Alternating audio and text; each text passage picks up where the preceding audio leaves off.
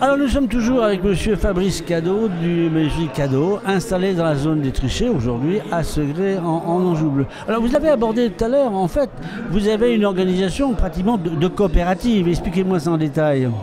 Oui, tout à fait. En fait, l'entreprise, depuis 2010, on est devenu adhérent à une coopérative d'achat qui s'appelle GMB, donc c'est le groupement des métiers du bois, basé à Chemillé, qui regroupe à peu près, on est actuellement 265 adhérents à peu près sur le Maine-et-Loire. C'est bien de coopérer ensemble, on ne se pique pas les marchés les uns aux autres, on travaille vraiment ensemble. En fait, oui, à la base, c'est que du coup, cette coopérative permet d'avoir aujourd'hui un énorme stockage sur le site là-bas. On est livré, nous, 2 fois par semaine. Et ça évite que ce soit nous qui ayons ce stock-là chez nous. Oui. Et puis, comme du coup, c'est une coopérative, les prix d'achat sont du coup négociés avec les industriels sur un volume plus important qui permet d'avoir forcément des prix plus intéressants aussi. Oui, alors effectivement, dans cette structure, il y a la structure que vous avez, auquel vous participez, menuiserie, donc effectivement, mais il y a d'autres, l'isolation, l'agencement des panneaux, etc. Voilà, la coopérative est répartie en 4 pôles. Donc on a le pôle 1 qui concerne tout ce qui est menuiserie extérieure, intérieure, le pôle 2 qui est tout ce qui est bois, charpente, et puis isolation et couverture, et le pôle 3 qui est tout ce qui est agencement, donc tout ce qui est panneaux stratifiés, et le pôle 4 qui est le quincaillerie, vitrerie. Oui, alors on peut, dans ces mètres carrés qu'ils ont, j'avais vu qu'il y en avait 12 000 mètres carrés de stockage. Il y a plus que ça. Il y a actuellement aujourd'hui, il y a pas loin de 30 000 mètres carrés. Ah oui, effectivement, je suis à côté de la plaque là. Mais donc l'avantage, c'est que les clients peuvent venir voir effectivement le produit avant. Alors c'est que oui, voilà, ça permet, aujourd'hui on bénéficie en fin de compte de là-bas, il y a un showroom de 2000 mètres carrés sur lequel on invite fortement tous nos clients ou même non-clients à y faire un tour. Là-bas, les produits sont mis en situation. Donc forcément, il n'y a pas tous les produits du fabricant, mais il y a quand même un panel de choix. Et puis ça le permet sur place de voir, de constater la qualité, de pouvoir ouvrir ou fermer les portes, de sortir le store, de voir les différents types de parquets, de lambris ou de Velux, d'escaliers, de portes de garage. Tout à fait. C'est monsieur Franck Desnaud, le président de cette coopérative, qui effectivement a mis ça en place, je crois. Mais c'est sur le champ national, ça existe aussi, je crois. Ah oui, en fait, c'est aujourd'hui, la coopérative GMB fait partie d'une autre coopérative qui s'appelle l'Orcab. C'est ça. Et l'Orcab, en fait, elle regroupe toutes les coopératives de France dans ces domaines-là, qui aujourd'hui, en fin de compte, il y en a à peu près 50. D'accord, évidemment, et qui permet évidemment d'avoir des prix, mais aussi, alors je suppose que même ils font une sélection, n'importe qui ne peut pas venir lui dire, bah voilà, je m'intègre. Vous faites un jury pour vérifier leurs compétences des nouveaux. Du coup, voilà, c'est une coopérative, donc il y a un conseil d'administration. Dont vous faites partie, je crois. Dont je fais partie déjà depuis 6 ans, je crois, donc il me reste 2 ans à faire. Ah bon, après, vous me foutent dehors. Voilà, parce qu'en fait, c'est 2 mandats, c'est un mandat renouvelable une fois, et en fait, le but, c'est que ce ne soit pas les 12 mêmes administrateurs pendant 20 ans. Voilà, exactement, il faut que chacun participe. Voilà, il faut que tout le monde y participe, il faut que les idées évoluent, c'est pas pour rentrer justement dans un petit confort pépère, et puis ce sont toujours les mêmes idées.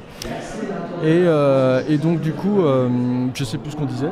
Oui, vous disiez que vous êtes du conseil d'administration et vous sélectionnez quand même les entrants. En fait, du coup, on reçoit donc des candidatures pour rentrer dans cette coopérative-là. Et nous, en tant qu'administrateur, du coup, on juge si oui ou non on accepte le candidat. Alors donc aujourd'hui 8 personnes avec maintenant une belle surface pour pouvoir travailler. Comment voyez-vous votre développement à terme? Aujourd'hui, le but, c'est on essaye de se maintenir tel qu'on est. C'est bien, vous êtes mieux président pour pas aller trop vite. Oui, non, le but. Et puis aujourd'hui, voilà, nous, l'évolution qu'on cherche vraiment aujourd'hui à avoir, c'est plutôt sur le côté, justement, comme je disais tout à l'heure, l'agencement et vraiment le développement de cuisine. D'accord. Ah oui, c'est ça sur lequel vous allez vous-même sur lequel, voilà, depuis 1 an, on communique un petit peu là-dessus via le bouche à oreille et puis par nos clients. Et puis de vendre un maximum de nos propres cuisines. De cuisine, effectivement. Mais que vous achetez aussi par la coopérative, non? Tout à fait. Ah voilà, donc aussi, là aussi, il y a des prix intéressants et on a des matériaux de très bonne qualité. Donc vous pouvez faire profiter aussi le client, bien entendu. Tout à fait. Effectivement. Alors donc, des embauches aujourd'hui ou pas? Vous réfléchissez ou vous êtes obligé par le temps, encore une fois, d'embaucher? En fait, là, actuellement, oui, on est en mode recherche. Oui. Non, alors bon, on va peut-être faire appel à ce micro. Qu'est-ce que vous cherchez, des petits apprentis ou des gens Alors compétents? non, parce qu'on a déjà un apprenti qui est prévu à la rentrée. D'accord. Un nouvel apprenti. Et du coup, non, là, je recherche moi un salarié, quelqu'un de compétent, de qualifié, qui puisse travailler donc à l'atelier, qui sache travailler sur nos machines, le bois, la menuiserie ancienne, et puis la pose d'escalier. Oui, mais alors dites donc, aujourd'hui, d'après ce que j'entends, quand je parle de l'échelle d'entreprise, l'embauche est difficile de trouver des compagnons. Très compliqué. Très compliqué. Et puis, si vous en trouvez un très bon, il va falloir le payer beaucoup plus cher. C'est pas grave, si vous pouvez intégrer. Ah bah après, ça dépend quel tarif il demande. Le tarif, il raisonnable. Faut que ce soit raisonnable quand même. Oui, d'accord. Mais enfin, disons qu'effectivement, aujourd'hui, ce qui est très bien pour les salariés, d'une certaine façon, ils peuvent choisir ce qu'ils ont envie de faire ou pas faire. Mais avec les apprentis, vous en trouvez aussi, parce que là aussi, j'entends des gens qui se plaignent. On en trouve, mais la demande n'est pas énorme quand même. Les besoins ou les demandes? Alors non, les besoins, moi j'ai toujours été en besoin d'apprentis, parce que je pense qu'il faut toujours en former. Mais on se trouve des fois, on a des années où on a 0 demande d'apprentissage. Ah oui, d'accord. Donc effectivement, et ce sont en général quoi? C'est les parents qui disent mais on fait pas le bois parce que c'est pas bien, ou vous savez pas, vous avez pas jugé. C'est vrai que là-dessus on peut pas trop dire. Après c'est vrai qu'il y a le cursus scolaire actuellement aujourd'hui n'incite pas à aller vers le mode apprentissage. Ils sont toujours dans leur méthode où il faut aller au maximum, il faut faire le bac, le truc. Alors que voilà, aujourd'hui, moi je n'ai pas pris ce cursus-là.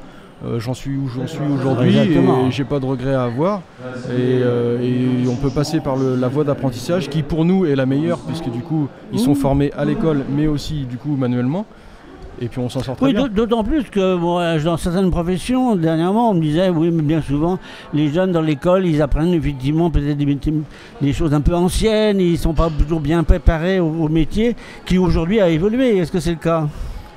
Oui, bah puis aujourd'hui aussi on se confronte aussi beaucoup à un problème de sécurité. J'ai le cas moi-même en fait aujourd'hui où j'ai mon fils qui a 15 ans qui voulait démarrer un apprentissage. Il a eu 15 ans en février et aujourd'hui tous les employeurs c'est dans le TP.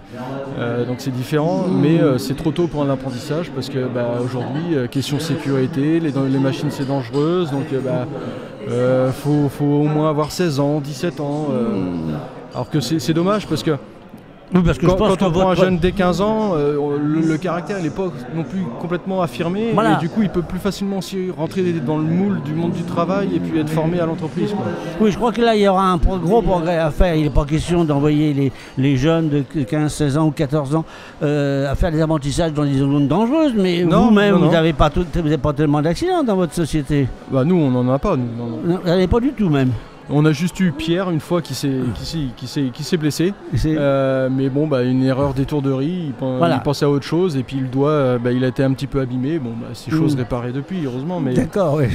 Non, mais je veux dire que là, donc effectivement, c'est quand même des entreprises qui ne sont pas dangereuses. Vous mettez les moyens qu'il faut pour que vos compagnons n'aient pas de on a risque. Les équipements de sécurité, même si des fois ils sont contraignants, mais toutes les machines sont aux normes avec les normes de sécurité. Et par contre, c'est un métier passionnant parce qu'on crée des choses. C'est ça, c'est que quand on part justement, admettons, d'un tronc d'arbre et puis qu'on voit ce qu'on peut faire avec ou obtenir. Bien que là vous trichez un peu parce qu'aujourd'hui le tronc d'arbre vous ne le recevez plus. On en utilise toujours quand même. Ah, vous en utilisez toujours?